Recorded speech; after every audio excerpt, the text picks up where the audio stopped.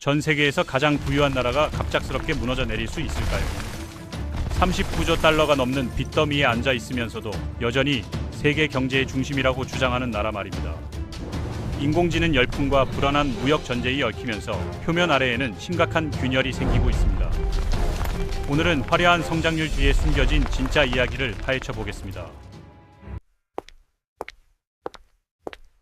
미국 정부가 발표한 최근 데이터를 보면 정말 놀라운 수치가 나옵니다. 경제 성장률이 3.2%를 기록했다고 하니까요.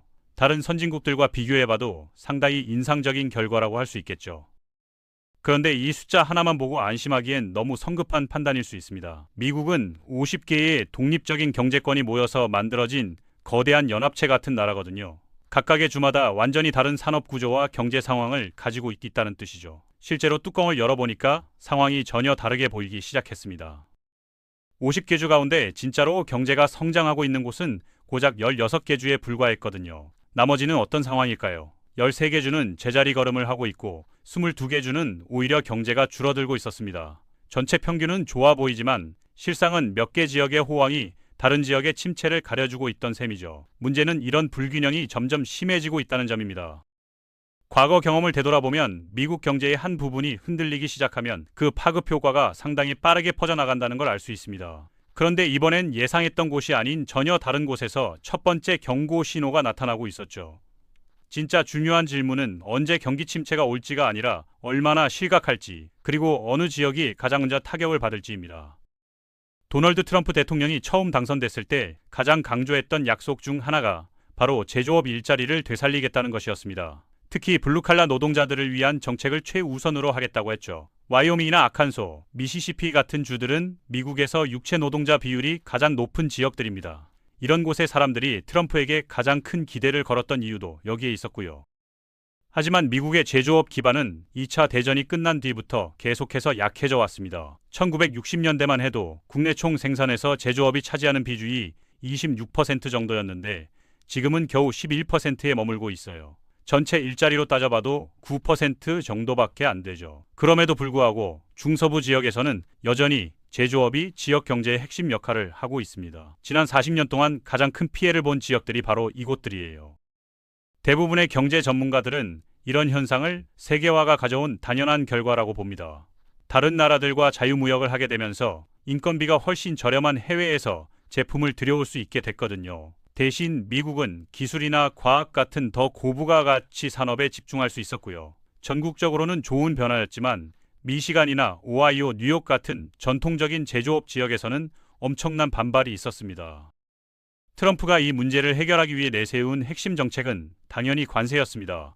수입품 가격 올려서 국산품 수요를 늘리겠다는 전략이었죠. 그런데 지금까지 나온 결과를 보면 전혀 기대했던 대로 되지 않고 있습니다. ISM 제조업 지수에 따르면 해당 분야가 8개월째 계속 축소되고 있다고 나와 있어요. 실제 데이터를 자세히 들여다보면 그 이유가 명확하게 보입니다.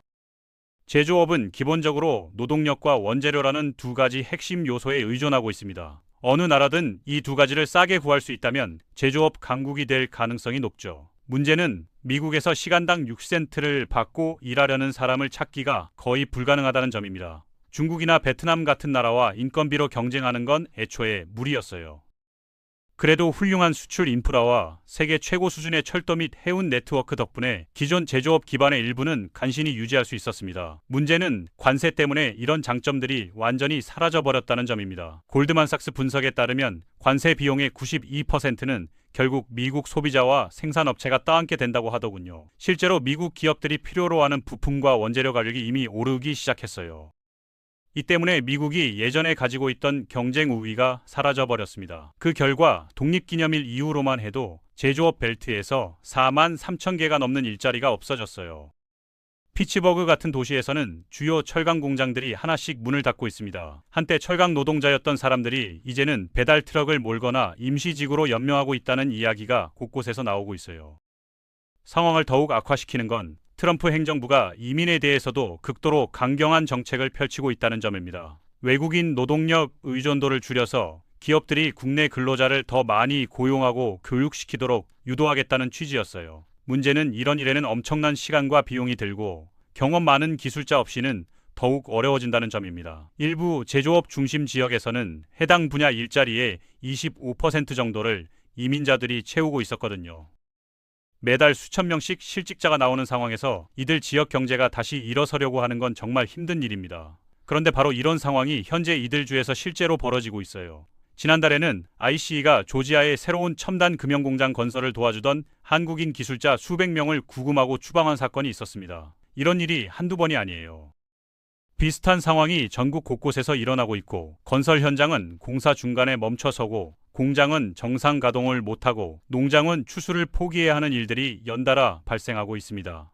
모두 그동안 의존해왔던 숙련 노동자들이 갑자기 사라졌기 때문이에요. 아이러니하게도 트럼프 선거 공약의 두 핵심인 이민 통제와 관세 정책이 실제로는 그에게 표를 준 지역들에게 오히려 해를 끼치고 있는 것 같습니다.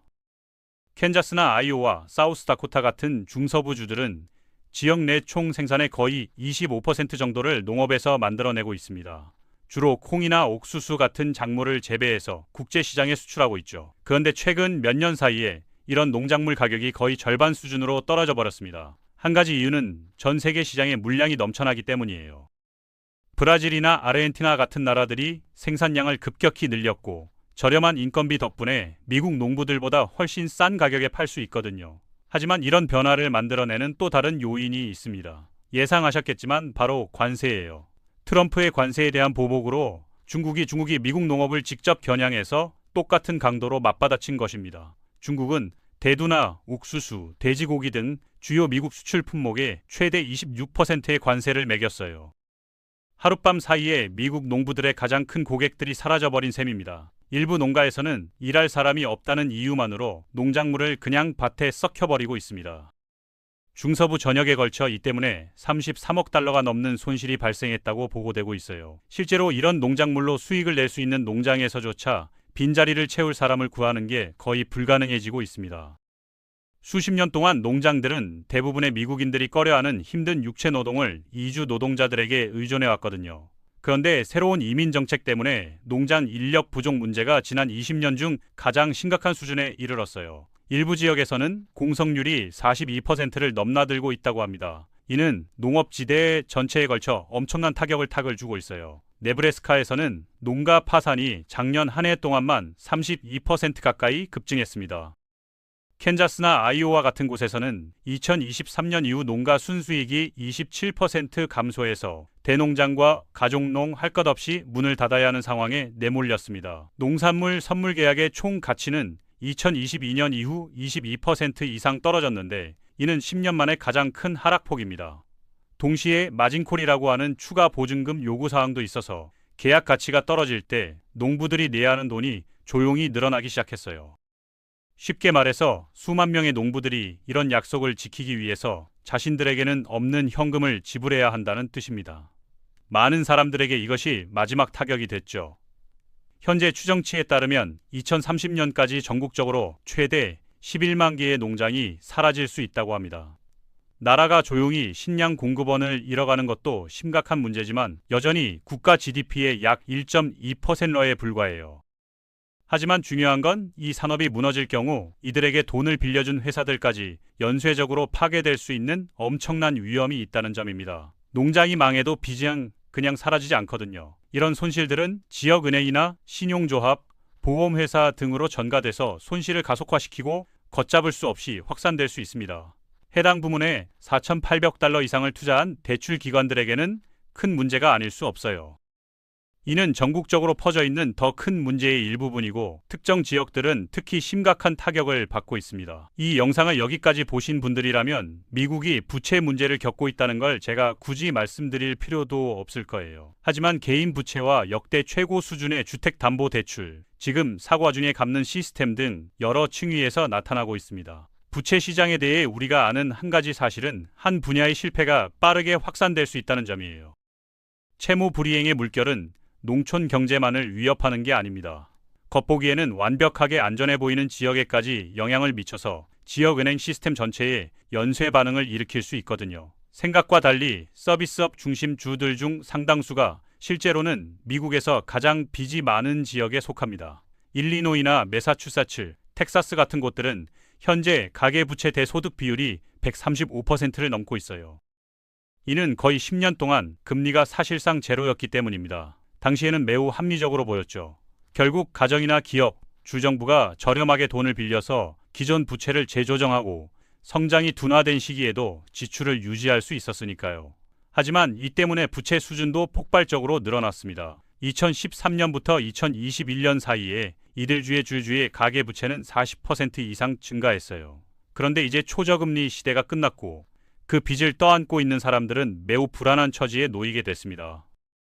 한때 감당할 수 있었던 월 상환금이 갑자기 폭증하면서 가정들은 규모를 줄이고 기업들은 문을 닫아야 했어요. 문제를 더욱 악화시키는 건 플로리다나 텍사스처럼 사회 안전망이 가장 약한 주들이 가장 심각한 부채 문제를 겪고 있다는 점입니다. 결국 직장을 잃고도 실업급여를 받을 수 없다면 빚을 지는 게 사실상 유일한 선택이 될 수밖에 없겠죠. 바로 이런 지역들이 현재 신용카드나 자동차 대출 연체율이 가장 급격히 증가하고 있는 곳들입니다.